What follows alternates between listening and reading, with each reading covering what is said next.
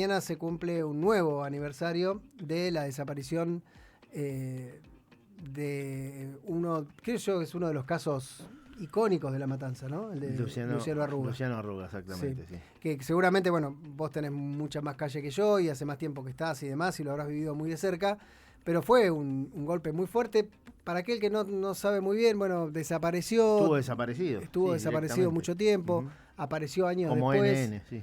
Apareció años después, los familiares denuncian que, bueno, que fue torturado. La última vez que había sido visto en la General Paz. Se habló de que lo mandaban a que robar para la policía, o sea, hubo un montón de cosas que dieron vuelta en ese caso. Y es más, ayer cuando hablábamos con Romina del Pla, que ella lo recordaba el caso también. Y mañana se cumple un aniversario, es por eso entonces que vamos a recordar el tema también. Así que vamos a saludar ahora a Matías Briganti, que es integrante del colectivo Familiares y Amigos de Luciano Arruga. Es mañana entonces el aniversario número 17 de su desaparición. ¿Cómo estás, Matías? Te saludamos acá, Eduardo y José. ¿Qué tal? ¿Cómo están? Buenas tardes. Gracias por la comunicación. Bueno, perdón por el resumen así un poco desordenado, pero creo que más o menos dijimos todo lo que se dijo, lo que pasó. Y bueno, a 17 años de esta historia, queremos saber qué es lo que sienten ustedes, lo que piensan ustedes, qué pudieron ver en el último tiempo, si avanzó o no avanzó algo de esta historia. Bueno, mira, las fechas y los aniversarios son complicados. Nada, es muy complejo. Es muy complejo explicar lo que pasa a una familia, a un grupo de amigos ante una desaparición forzada, ante vivir mediante el amedrentamiento de las fuerzas policiales durante años y sin tener ninguna respuesta a nivel político y judicial. Es muy difícil de explicar eso, y estas fechas, bueno, nos retrotraen muchos recuerdos. También nos ponen en un norte, porque tanto el 31 de enero como el 17 de octubre, que es la fecha en la cual recuperamos los restos de Luciano, después de haber sido buscado intensamente durante casi 6 años, nada, nosotros nos ponen un norte, ¿no? De entender de que, bueno, de que esto que nos pasó no debe seguir pasando, no le tiene que pasar a ningún pibe, ninguna piba más. Y nos ponen en ordenamiento para seguir reclamando justicia. Lamentablemente la causa sigue en etapa de instrucción en un juzgado federal. Instrucción, O sea, todavía, 17 años de instrucción. Sí. Todavía siguen. O sea, instrucción siguen... para la gente que por ahí no está tan ducha en el tema, es que todavía están juntando pruebas, escuchando testigos, analizando el caso. 17 años le llamó, no hay ninguna resolución. Exactamente. ¿Y No hay detenidos? ninguna resolución, siendo que, si bien está la causa federal, que es la que se abre después de casi 2 o 3 años de reclamo, porque primero la justicia de San Justo, con el juez Blanco, quien tiene un jury abierto, que también hace más de 5 o 6 años la justicia nos expide sobre ese jury que reclamamos contra ese juez, decidió seguir buscándolo bajo la figura de averiguación de paradero, como si fuera un joven que escapa de su hogar y bueno, como que estaba perdido, sí. Y claro, estaba perdido. Así que bueno, nada, a todo ese contexto, hoy, dentro de las cosas que duelen, también duele eso, ¿no? 17 años de lucha, y también en ese contexto, por una causa paralela, que no tiene que ver con la desaparición forzada, sino con Luciano. A ver, para ordenar un poco, vos nombrabas que la policía le había ofrecido robar para ellos, Luciano se niega, y ahí empieza un amedrentamiento que dura un año antes de la desaparición de Luciano, Eso más te o iba a menos, preguntar. año y medio. ¿Quién era Luciano? ¿Qué hacía Luciano hasta que pasó lo que pasó? Luciano era un joven del barrio 12 de octubre que, junto a su mamá y sus 2 hermanos menores, y también con la ayuda de Vanessa, su hermana, sostenían su familia como podían. Fueron abandonados por su padre. O sea, el padre de Luciano y el padre de Vanessa no es el mismo, por eso tienen diferente apellido, Luciano Arruga, Vanessa Orieta, pero son hermanos y vivieron juntos siempre. Vanessa ya era una mujer adulta que tenía su trabajo, que tenía la posibilidad de vivir por fuera y también ayudaba a la familia. Luciano vivía con su madre y con sus 2 hermanos en el barrio 12 de octubre. Y era un pibe que estaba intentando terminar de estudiar y laburando. Cartoneaba, de vez en cuando en alguna fábrica del barrio salía alguna changa y él la agarraba, si bien era menor. Nada, ante las Sí. situaciones económicas y sociales, digo, Ujú. no caben esos Y, reglamentos. Eran personas y vecinos del barrio que de buena onda les daban posibilidad de laburar a quienes y querían. cómo Y él llega a la veces policía? Pará, ¿puedo opinar en Claro, el sí, medio? Matías, bueno, hay que ir un poco más atrás todavía. Yo recuerdo en la etapa de los 2000, que había muchos problemas de inseguridad, como los hubo sí. siempre, la gente de Lomas del Mirador había generado una entidad vecinal, que era Balomi, Vecinos en Alerta, y metieron tanta presión a nivel local que se generó un subdestacamento policial en la Ah, localidad. ok. Y justo desde ahí es donde parte todo este Claro, problema, ¿y ¿cierto, Matías? cómo llega él ahí? Claro. Ahí es donde empieza a haber un problema mucho más fuerte. El barrio 12 de Octubre son 2 o 3 manzanas de un asentamiento que está ahí en Lomas del Mirador, cerca de la avenida Mosconi, pero que es chiquito. Después, a 10 15 cuadras, existe un asentamiento que se llama Santos Vega, que es mucho más grande, que Sí. está sobre la Ruta 3. Y bueno, los vecinos de Balomi eh, impulsan la colocación de este destacamento, que está en la calle Indar 106, Indarte y San Martín, a 5 o 6 cuadras del barrio. Y a partir de la llegada de ese destacamento comienzan los problemas para los pibes y las pibas, ¿no? Donde las policías los empiezan a detener, los empiezan a detener cuando salen a cartonear, los empiezan a detener cuando están por el barrio, a amedrentar. Y Luciano en un momento le cuenta a su mamá y a su hermana que un policía vestido de civil, ahí donde entendíamos nosotros que tenía que ver con la brigada de ese destacamento, les ofrece robar, particularmente hablan con él. eh, Luciano tenía algunas características que tal vez no eran las más comunes de encontrar en un pibe en su situación, por sus intereses, su lectura, su capacidad de comprensión. Eh, Era un pibe que, nada, solo descubrió las bibliotecas del barrio, de las escuelas, y se metía y pedía los libros para llevárselos a la casa. Entonces había una capacidad intelectual y una figura tal vez un poco más dominante dentro del grupo de pibes jóvenes de ahí del barrio 12 de Octubre, y particularmente lo fueron a buscar a él para hacerle su ofrecimiento, decirle que no sea Gil, que le iba a salvar a la mamá, que se iba a poder comprar las zapatillas que quería. Luciano entendía muy claramente que ese no era el camino, se negó. En algún momento nos lo contó, no sabemos si directamente o cerca del momento en que se lo ofrecieron. Y bueno, a partir de ahí, todo ese año, como bien les decía, sufrió toda una serie de hostigamientos que nosotros recién para fines del 2009 pudimos terminar de entender la magnitud de lo que estaba, perdón, del 2008, no del 2009. Para fines del 2008 empezamos a entender un poco la magnitud de lo que estaba sucediendo con las policías de ese lugar, donde Luciano empieza a poder contar después de una detención ilegal, donde lo acusan de haber robado un celular en la salida de una escuela. Luciano teniendo 15 años, es detenido, es amarrocado con esposas a la reja de la ventana de este destacamento, un destacamento que era una casa quinta, casa baja, un chalecito de ahí de Loma del Mirador, que era alquilado por la municipalidad para que funcione el destacamento de Loma del Mirador, y lo retuvieron durante casi 24 horas, amarrocado a esa reja, siendo Mónica su mamá y también Vanessa a reclamar que lo liberen, que era menor, que por más que haya hecho de lo que lo estaban acusando, tenían que liberarlo. Ni siquiera estaba preparado para tener adultos detenidos, tampoco dieron nota a un juzgado de menores o un fiscal para que intervenga, que es lo que correspondía con una persona de la edad de Luciano. Y a partir de ahí, bueno, ya Luciano ese día sale con un dolor abdominal muy fuerte. Vanessa decide llevarlo al Policlínico de San Justo y pueden constatar y notar las lesiones. Tenía una fisura en una costilla bueno, que fue consecuencia de las torturas que sufrió en esa Eso te iba detención. a decir, él contó que en esa detención lo habían golpeado, lo habían torturado. Lo torturaron psicológicamente, físicamente, escupieron en un sándwich para que él coma, eh, le decían que lo iban a matar, bueno, montones de cosas que pasaron ese día.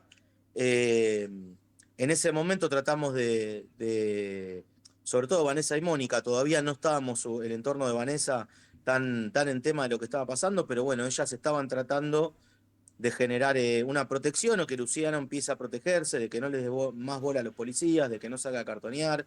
estaban viendo si se iba a vivir un tiempo a la casa de una tía, estaban tratando de probar alguna solución que eran las que tenían a mano en ese momento porque bueno, no sabían cómo frenar todo este amedrentamiento. Para que te des una idea, Luciano salía de su casa y podía ser detenido por cualquiera de los policías de ese destacamento. Lo llevaban a 7, 10 kilómetros de su casa por la ruta 3, lo dejaban ahí tirado para que se vuelva caminando. A veces le despojaban sus pertenencias, su ropa, sus zapatillas. Esto pasó reiteradamente. Luciano lo empieza a contar para fin del 2008. Y bueno, lamentablemente pasó lo que pasó el 31 de enero de 2009. Luciano le dice a la madre que va a ir a lo de Vanessa, de su hermana, que estaba a unas cuadras, viviendo en unos departamentos, a pedirle plata para ir al ciber. Y bueno, Luciano pasa por la plaza del barrio y ya de ahí nadie más tuvo registro de él hasta que lo encontramos lamentablemente enterrado como un nene en la Chacarita. Pero ese es un poco el contexto de lo que vivió Luciano y de lo que sufrió. Y bueno, Te también pregunto, es nuestra labor poner testimonio de esto que es durísimo y traerlo a colación, ¿no? En tiempos donde se está hablando muy banalmente de la baja de imputabilidad. Esto es lo que sucede en un país que no tiene contexto ni ninguna infraestructura para los detenidos adultos, menos para ofrecerle una posibilidad de cambio, de reinserción a un menor, a un joven. Esto es lo que hacen las policías con la sí, información y la formación que tienen. con un inocente, imagínate si lo encuentran haciendo algo, ¿no? Digo, Sí. ahí está, ahí hay una parte de la historia. Ahora, te pregunto, ¿quiénes eran los responsables? ¿Hay algún detenido? ¿Se pudo avanzar en eso? ¿Siguen en la calle?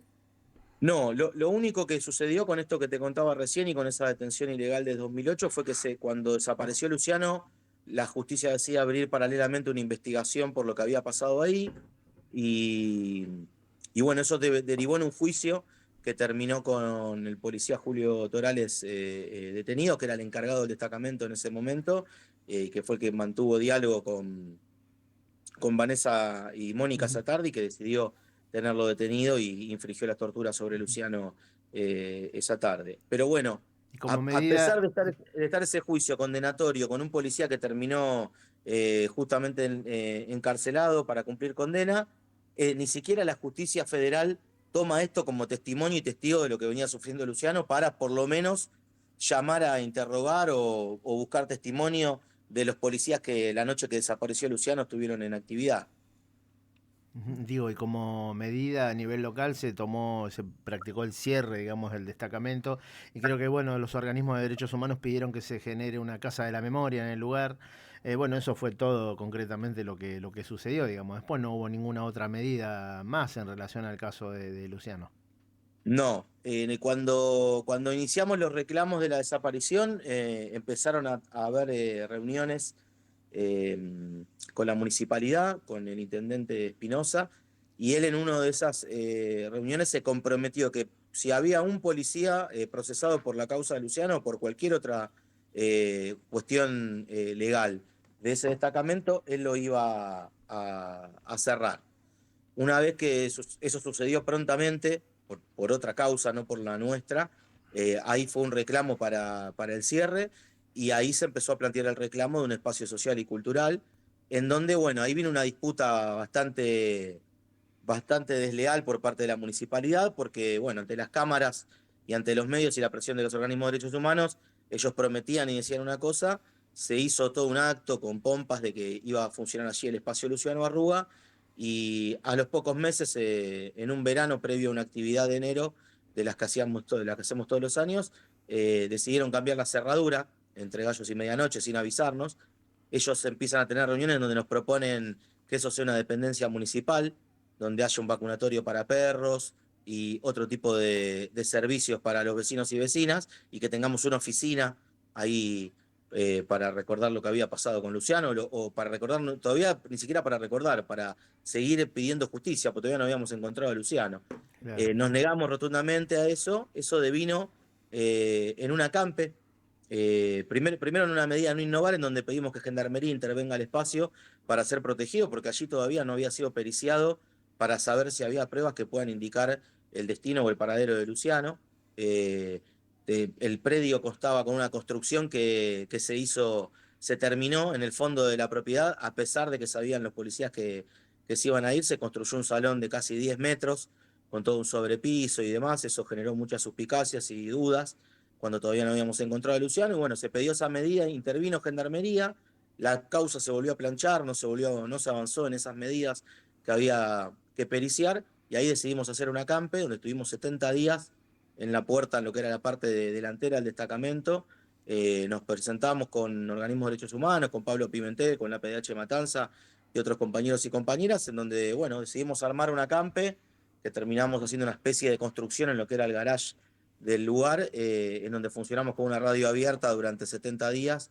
Y bueno, estuvimos acampando y reclamando que se hagan las medidas, que prontamente las cumplieron, las medidas de peritaje, y después reclamando para que se expropie el espacio, cosa que sucedió en diciembre de ese año que iniciamos el acampe. Por lo menos, bueno, fue la primera parte, que fue una votación en diputados por un proyecto que presentó el diputado en ese momento, Miguel Funes, que nos vino a visitar al acampe, siendo que era de la misma facción política que el intendente Espinosa. Vino varias veces, en las cuales nosotros no trabajamos con ningún partido político.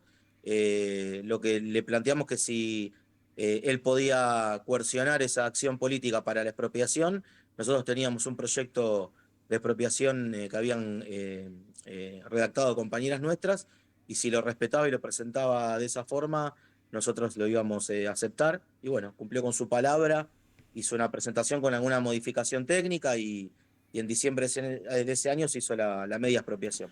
Ahora, Matías, lo que no recuerdo después de tantos años, ¿no?, que estuvieron buscando a Luciano, ¿cómo fue que se dio el hallazgo de sus restos en el cementerio de Chacarita?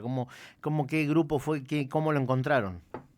Bueno, el hallazgo tiene una particularidad, que es que nosotros hicimos un habeas corpus exigiéndole al Estado argentino que nos dé respuesta sobre el paradero de Luciano. Ya con la causa iniciada, Vanessa presentó uno la primera semana a puño y letra, consiguiendo información técnica de algunos amigos abogados. Escribió uno de puño y letra que fue rechazado por el juez Blanco. Cuando la causa estaba en el juzgado federal, se volvió a presentar uno. Los jueces lo rechazaron porque, bueno, con esta cuestión de que viven en un mundo diferente al nuestro, sintieron tocado su ego en que se les pida que den una respuesta o una solución rápida. Básicamente, la habeas corpus, para bajarlo al llano, lo que hace es, desde la justicia, pedirle a los estados, al Estado Nacional, al gobierno de turno, que ponga todas las herramientas que tenga para localizar una persona. Porque quien puede localizar y también quien puede desaparecer una persona es el Estado. Digamos, cualquier mortal tiene muy pocas herramientas para poder desaparecer una persona, y menos para poder encontrarla. En esa disputa terminamos haciendo un reclamo entre el rechazo del juzgado federal, fue a la Cámara de Casación, lo ganamos, y ahí el juzgado tuvo que hacerse cargo del habeas corpus. Dicho sea de paso, recogieron el guante y hicieron algo bastante extraordinario, en donde convocaron a todos los actores estatales a que se presenten al juzgado para dar respuesta. Fueron convocados desde Scioli como gobernador de la provincia hasta ministros de seguridad, secretarios de seguridad de provincia. Obviamente que no tenían la obligación de estar presentes ellos, pero sí por lo menos mandar representantes. Y en el transcurso de un mes de esas sesiones, que había 2 veces por semana reuniones en el juzgado con todos estos actores, se empieza a contar cada entidad cómo trabajaba con las herramientas de búsqueda, principalmente con las huellas digitales de Luciano, era lo primero que estaba a mano para poder buscar. Y bueno, un perito que trabajaba en la Secretaría de la Provincia de Buenos Aires, ahora no recuerdo el nombre, pero bueno, de larga trayectoria, que colaboró en muchos casos de delito de lesa humanidad y demás, por algún motivo que no entendemos bien cuál fue, estaba trabajando con una fotocopia de las huellas digitales de Luciano, a lo cual unas asesoras del secretario de Derechos Humanos de Nación, en una de esas reuniones dicen: eso que están haciendo está mal, porque el sistema con el que trabajan para buscar huellas digitales necesita trabajar con un original, no con una fotocopia. No se pueden fotocopiar huellas digitales porque no se pierde la calidad y el detalle de las líneas de los dedos. Bueno, a raíz de eso se hizo una nueva búsqueda en el sistema, y aparece un posible macheo en un archivo de un NN que estuvo juzgado durante todos los años que duró la causa. Y bueno, después del macheo se decide hacer la búsqueda y el cruce de legajos y bueno, demás trámites burocráticos, en donde finalmente y por suerte encontramos los restos de Luciano enterrado como un nene en la Chacarita. También cosas que pasan de estas que uno, bueno, nada, son los hechos que cada uno los interprete como quiera, pero generalmente un cuerpo enterrado como un nene en 3 años se pasa a fosa común para generar Sí. espacio y lugar. Pasaron más de 3 años y el cuerpo de Luciano seguía enterrado en ese lugar. Eh, y bueno, de ahí un montón de hechos tremendos, porque bueno, ahí se conoce la autopsia que le hicieron en Santoyani, en donde describen a Luciano como una persona de 31 años. Luciano tenía 16. Me imagino que cualquier médico que se dedica a eso Sí. no puede confundir Sí, a un le pibe de podés cerrar 16 por con 1 o alguien. 2 años, no por 16 o 15. Claro. Toda una serie de hechos ahí en lo que fue la autopsia, muy, muy llamativos, muy raros, siendo que el Santoyani fue uno de los primeros lugares donde la familia fue a reclamar y a pedir por Luciano y a dar las descripciones del mismo, y le negaron de que hubiera algún menor con esas características. Sin ir más lejos, ahí entendimos que Luciano falleció el 1 de febrero y bueno, lo que había sucedido era que había cruzado introspectivamente, como escapando de alguien, la General Paz en la madrugada de ese 31 de enero. Hubo una reconstrucción del hecho, en donde pudimos hablar con algunas de las personas que estuvieron ese día en ese accidente. Eh, Pudimos hablar con el chico que manejaba el auto que lo atropelló y que es quien describe claramente de que él ve a una persona que aparte estaba semidesnuda, como escapándose, como corriendo de algo. Él lo describía como en su imagen y con todo el trauma que le causó a él haber atropellado a una persona, casi como si pudiera escribir una película de terror de alguien escapando, porque es un lugar que quien conoce la zona es totalmente improbable de que alguien elija cruzar de esa manera la General Paz. General Paz sí que era, más o menos. Y Mosconi, Ah, es la claro, sí, curva, sí. Sí, ¿Dónde sí. está? Hay un puesto policial inclusive Sí, ahí. sí. claro, pero en la parte alta, digamos, en la General Paz, Arriba. vos Él venís de cruzó por Liniers como arriba. en una curva en subida, Claro. y ahí cruzás Mosconi. Y por otro lado, cuando el auto que atropella a Luciano queda estacionado en la banquina, choqueado obviamente el conductor, otra persona que estaba pasando en moto decide frenar y poner en peligro su vida porque Luciano estaba con vida, pone la moto cruzada delante de Luciano y empieza a hacerle señas a los autos para que Claro, no, para que no no lo pasen por ahí. atropellen. Y él es el que describe que hay un patrullero en la colectora, donde él le empieza a hacer señas, y el patrullero apaga las luces y se va lentamente del lugar. Entonces, bueno, Claro, demasiado, eh, ¿no? ahí Demasiadas para nosotros casualidades. está más que claro lo que pasó, Sí, ¿no? Esa noche. demasiadas casualidades. Bueno, queríamos recordar este hecho. 17 años pasaron. La universidad siempre, la radio en la universidad estuvo siempre permanentemente con este tema. Lo hacemos todos los años. No nos queremos olvidar, aunque lamentablemente la justicia parece que sí quiere que esto se olvide. Por suerte hay un colectivo que está detrás de esto y hay un montón de nosotros que seguimos recordando el tema. Te mandamos un abrazo grande. Gracias por este rato. ¿Querés agregar algo más? Sí, mañana 31 de enero, 16:30, los que quieran pasar por el espacio Luciano Arruga, INDAR 106, una comisaría cerrada en democracia y transformada en un espacio social y cultural. Los esperamos ahí, va a haber una radio abierta, vamos a estar charlando, van a venir otros familiares, van a venir seguramente con muchos compañeros y compañeras a debatir todo lo que está sucediendo en esta actualidad y bueno, a seguir construyendo y generando conciencia de ese espacio. Bien, ¿en Los qué esperamos a horario? todos. ¿En qué horario? 16:30 es la 16:30. convocatoria. Perfecto. Abrazo grande y saludos a toda la familia y a todos los integrantes del colectivo. Otro para ustedes, muchas gracias. Gracias. Hasta luego. Ahí estaba Matías Brigante, que